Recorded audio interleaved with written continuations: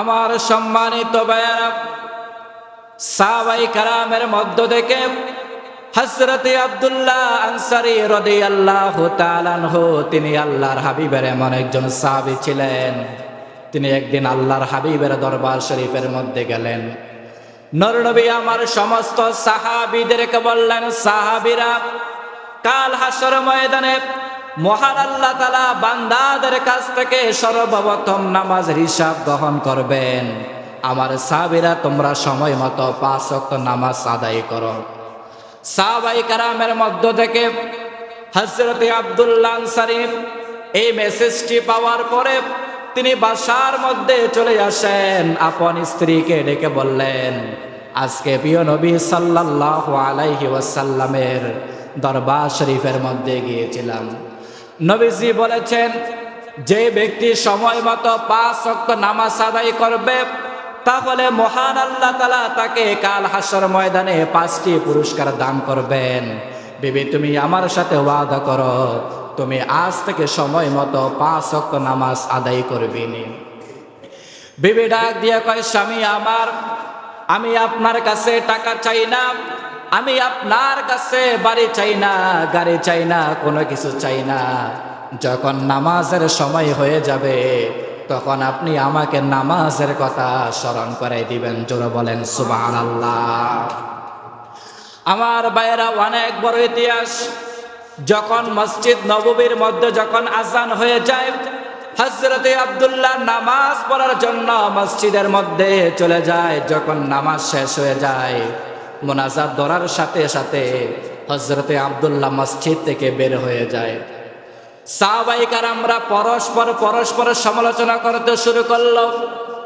সাহাবায়ে কেরামরা বলতে লাগলো, হযরত আব্দুল্লাহ নামাজ শেষ হওয়ার সাথে সাথে সেই মসজিদ থেকে বের হয়ে যায়। দুনিয়ার লোভ লালসায় মনে হয় তার মধ্যে গ্রাস করে ফেলেছে, দুনিয়ার মায়ার মধ্যে পড়ে গিয়েছে। সেই কারণে সে নামাজ শেষ হওয়ার সাথে সাথে মসজিদ থেকে চলে যায়। সাহাবায়ে কেরাম তারা পরস্পর বলতে লাগলো। এই খবর যখন নূর নবী মুহাম্মদ সাল্লাল্লাহু আলাইহি ওয়াসাল্লামের কাছে চলে আসলো, আল্লাহর নবী বলেন, সাহাবীরা, তোমরা সমালোচনা করো না, কারণ সমালোচনা করো জিনার চেয়ে বড় ভয়ঙ্কর গুনাহ। ও সাহাবীরা, তোমরা তার বিরুদ্ধে সমালোচনা করো না। আল্লাহর নবী সাল্লাল্লাহু আলাইহি ওয়াসাল্লাম তিনি কয়েকজন সাহাবীকে নিয়ে হযরত আব্দুল্লাহ রাদিয়াল্লাহু তাআলা আনহার বাড়ির মধ্যে উপস্থিত হয়ে গেলেন। নূর নবী দরজার সামনে দাঁড়ালেন। আল্লাহর হাবিব সালাম দিলেন। ভিতর থেকে সালামের জবাব আসে না। আল্লাহর নবী একবার নয়, দুইবার নয়, তিনি 3বার সালাম দিলেন। 3বার সালাম দেওয়ার পরও ভিতর থেকে সালামের উত্তর আসে না। আল্লাহর নবী বুঝতে পারলেন, মনে হয় বাসার মধ্যে কোনো মানুষ নাই। আল্লাহর নবী আবার সেই সাহাবীদেরকে নিয়ে তিনি মসজিদের দিকে যখন রওনা হয়ে গেলেন, এমন সময় হযরত আব্দুল্লাহ ঘর থেকে বের হয়ে গেলেন। তিনি দেখলেন আল্লাহর নবী অনেক দূরে চলে গিয়েছেন। আল্লাহর নবীকে এখন পিছন থেকে কেমন ভাবে ডাক দিবে, কারণ তিনি তো কোনো সাধারণ কোনো নবী নয়।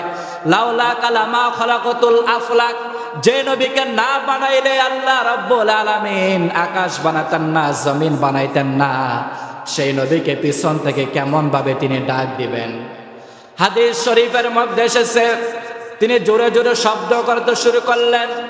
আল্লাহর নবী তার পায়ের শব্দ শুনে তিনি পিছন থেকে ফিরে তাকালেন। তিনি লক্ষ্য করে দেখেন হযরত আব্দুল্লাহ আনসারী আল্লাহর নবীর কাছে এসে হাজির হয়ে গিয়েছে। আল্লাহর নবী বললেন, আব্দুল্লাহ, আমি তোমার বাসার মধ্যে গিয়েছিলাম, দরজার সামনে দাঁড়ানো অবস্থায় তোমাকে আমি 3বার সালাম দিয়েছিলাম, তুমি কেন আমার সালামের জবাব নাও নাই? হযরত আব্দুল্লাহ বলেন, ইয়া রাসূলুল্লাহ, ইয়া হাবিবাল্লাহ, আমি এমন পরিবেশের মধ্যে ছিলাম, আপনি রাসূলের সালাম দেওয়ার মতো আমার সেই কোনো অবস্থা ছিল না। ইয়া রাসূলুল্লাহ, ইয়া হাবিবাল্লাহ, ক্ষমা করবেন, বেয়াদবি হলে মাফ করবেন। আল্লাহর নবী বললেন, সাহাবী, তুমি কেমন পরিস্থিতির মধ্যে ছিলে? হযরত আব্দুল্লাহ বলে, ইয়া রাসূলুল্লাহ, ইয়া হাবিবাল্লাহ, যেদিন আপনি মসজিদ নববীর মধ্যে সমস্ত সাহাবীদেরকে লক্ষ্য করে বলেছেন, যে ব্যক্তি সময় মতো 5 ওয়াক্ত নামাজ আদায় করবে, তাহলে কাল হাসর ময়দানে মহান আল্লাহ তাআলা তাকে 5টি পুরস্কার দান করবেন। ইয়া রাসূলুল্লাহ, ইয়া হাবিবাল্লাহ, সেদিন থেকে আমি আমার বিবি 1 ওয়াক্ত নামাজ কাজা করি না। ইয়া রাসূলুল্লাহ, ইয়া হাবিবাল্লাহ, আমার ঘরের মধ্যে শুধুমাত্র একটি কাপড় রয়েছে। যখন মসজিদ নববীর মধ্যে আজান হয়ে যায়, তখন আমি সেই কাপড়টি পরিধান করে মসজিদ নববীর মধ্যে চলে যাই। আর আমার ঘরের মধ্যে বিশাল বড় একটা গর্ত করেছি, সেই গর্তের মধ্যে আমি আমার বিবিকে বসিয়ে আমি নামাজ পড়ার জন্য মসজিদের মধ্যে চলে যাই। যখন নামাজ শেষ হয়ে যায়, তখন আমি আর দেরি করি না, আমি আমার বাসার মধ্যে চলে আসি। ইয়া রাসূলুল্লাহ, ইয়া হাবিবাল্লাহ, আমি আমার কাপড়টা খুলে দিয়ে দেই। আমার বিবি সেই কাপড়টা পরিধান করে, আমার বিবি নামাজ আদায় করে। এইভাবে আমরা একটি কাপড় দ্বারা আমরা স্বামী স্ত্রী 5 ওয়াক্ত নামাজ আদায় করি। আমরা কোনোদিনও নামাজ কাজা করি না। জোরে বলি সুবহানাল্লাহ। আমার প্রিয় ভাইয়েরা, আজকে আমাদের অনেকের ঘরের মধ্যে কাপড়ের অভাব নাই। একজনের দেখবেন 5টা 6টা 7টা ড্রেস রয়েছে, তারপর আমরা নামাজ পড়ি না। সাহাবায়ে কেরাম তারা একটি কাপড় থাকার শর্ত তারা 5 ওয়াক্ত নামাজ আদায় করতেন। আমার প্রিয় ভাইয়েরা, আমার নূর নবী বললেন, সাহাবী, যদি তুমি নামাজকে ভালোবেসে থাকো, আল্লাহ তাআলাকে কোনোদিন দেখো নাই, তারপরে তুমি নামাজ আদায় করো। সাহাবী, আমি বলে দিলাম, যে ব্যক্তি সময় মতো 5 ওয়াক্ত নামাজ আদায় করবে, আমি আমার সেই সমস্ত উম্মতদেরকে কাল হাসর ময়দানে আল্লাহ তাআলার জান্নাতে না নিয়া আমি নবী জান্নাতের মধ্যে প্রবেশ করব না। জোরে জোরে বলেন সুবহানাল্লাহ। আমার প্রিয় ভাইয়েরা, অনেক বড় ইতিহাস। আল্লাহর নবী সাহাবীদেরকে নিয়ে তিনি যখন মসজিদের দিকে যখন রওনা হয়ে গেলেন, এমন সময় তিনি খেয়াল করে দেখেন 2জন শিশু বাচ্চা একটি খেজুর গাছের নিচে বেঁধে রাখছে। আল্লাহর নবী বললেন, তোমাদেরকে কেন বেঁধে রাখা হয়েছে? ওই শিশু বাচ্চাগুলো বললেন, ইয়া রাসূলুল্লাহ, ইয়া হাবিবাল্লাহ, আমাদের ঘরের মধ্যে 15 দিন চুলার মধ্যে আগুন জ্বলে না। আমরা পেটের ক্ষুধার কারণে আমরা এই ইহুদির বাড়ির খেজুর গাছ থেকে যে খেজুরগুলা জমিনের মধ্যে পড়েছে, আমরা সেই খেজুরগুলো খেয়েছিলাম। সেই কারণে সেই ইহুদি আমাদেরকে বেঁধে রেখেছে।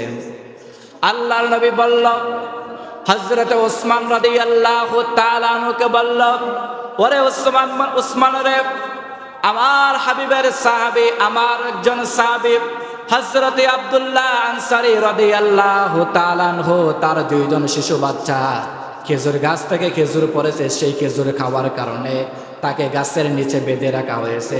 পরে ওসমান, তুমি সেই ইহুদির বাড়ির মধ্যে চলে যাও, সেই ইহুদির খেজুর গাছটা তার কাছ থেকে ক্রয় করে আমার কাছে নিয়ে আসো। আমি মুহাম্মদ সাল্লাল্লাহু আলাইহি ওয়াসাল্লাম সেই খেজুর গাছটাকে আমি ওই শিশু বাচ্চা 2জন বাচ্চাকে তাদেরকে দান করব। হযরত ওসমান রাদিয়াল্লাহু তাআলা আনহু ওই ইহুদির বাড়ির কাছে গেলেন। ইহুদিকে বললেন, ইহুদি, তুমি তোমার এই বাড়ির খেজুর গাছটা বিক্রি করো। ইহুদি বলে, বাড়ির খেজুর গাছ কেউ কি বিক্রি করে? যদি বাগান হতো তাহলে তোমাকে বিক্রি করে দিতাম। এই বাড়ির খেজুর গাছ কে বিক্রি করবে? হযরত ওসমান রাদিয়াল্লাহু তাআলা আনহু বলেন, জানো, এই খেজুর গাছটা আল্লাহর নবী পছন্দ করেছে। তোমাকে আমি সব কিছু দিতে রাজি আছি, তুমি তার বিনিময়ে তোমার এই বাড়ির খেজুর গাছটা তুমি আমার কাছে বিক্রি করো। ইহুদি বলে, বহুদিন পরে একটা সুযোগ পাইছি, এই সুযোগ হাতছাড়া করা যাবে না। ইহুদি বলে, ওসমান, এত কিছু দরকার নাই, তুমি তোমার 101টা খেজুর গাছের বাগান তুমি আমাকে দিয়ে দাও, তার বিনিময় আমি তোমাকে এই বাড়ির খেজুর গাছটা আমি তোমাকে দান করব। হযরত ওসমান রাদিয়াল্লাহু তাআলা আনহু বলেন, কি বলেন জানেন? হযরত ওসমান রাদিয়াল্লাহু তাআলা আনহু বলেন, ইহুদি, তুমি যদি আমার কাছে আমার সমস্ত ধন সম্পত্তি চাইতা, আমি তা দিয়ে দিতাম, কারণ এই খেজুর গাছটার বিনিময়, এই খেজুর গাছটা আল্লাহর নবী পছন্দ করেছে, ওনাকে আমি হাদিয়া দিব। এই কারণে আমি আল্লাহর নবী সাল্লাল্লাহু আলাইহি ওয়াসাল্লামকে ভালোবেসে আমি আমার সমস্ত ধন সম্পদগুলা আমি ছাড়তে রাজি আছি। জোরে বলি সুবহানাল্লাহ। হযরত ওসমান রাদিয়াল্লাহু তাআলা আনহু তিনি 100 খেজুর গাছের একটি বাগান দিয়ে দিলেন। ইহুদি হযরত ওসমান রাদিয়াল্লাহু তাআলা আনহুকে এই খেজুর গাছটা দিয়ে দিলেন।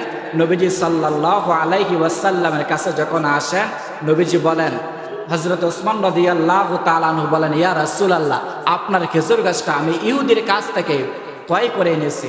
নবীজি সাল্লাল্লাহু আলাইহি ওয়াসাল্লাম ওই যে দুইজন শিশু বাচ্চা যাদেরকে খেজুর খাওয়ার কারণে যাদেরকে গাছের নিচে বেঁধে রাখা হয়েছে, ওই শিশু বাচ্চা দুইটাকে আল্লাহর নবী তাদেরকে হাদিয়া করে দিলেন। আল্লাহর নবী বলেন, হে শিশু বাচ্চারা, তোমরা আজ থেকে এই গাছটার মালিক তোমরা দুইজন। জোরে বলি সুবহানাল্লাহ। নবী করিম সাল্লাল্লাহু আলাইহি ওয়াসাল্লাম তিনি ছিলেন বিশ্ব মানবতার মুক্তির দিশারি জনাবে মুহাম্মদুর রাসূলুল্লাহ সাল্লাল্লাহু আলাইহি ওয়াসাল্লাম। আমার প্রিয় ভাইয়েরা, আমি আপনাদেরকে বুঝাতে চাচ্ছি যে রমজান মাস চলে আসছে, এই কারণে আপনারা সর্বপ্রথম প্রস্তুত গ্রহণ করবেন 5 ওয়াক্ত নামাজ জামাতের সাথে আদায় করা। দ্বিতীয় নাম্বার হলো আপনারা এই পবিত্র রমজান মাসে চেষ্টা করবেন কিছু দান করার জন্য। কারণ কি জানেন? নবী সাল্লাল্লাহু আলাইহি ওয়াসাল্লাম বলেন, যে ব্যক্তি রমজান মাসে 1 টাকা দান করবে, তাহলে তার 1 টাকা দানের কারণে মহান আল্লাহ তাআলা তার সেই দানটাকে আরো 70 গুণ বাড়িয়ে তার আমল নামার মধ্যে লিখে দিবেন। জোরে বলেন সুবহানাল্লাহ।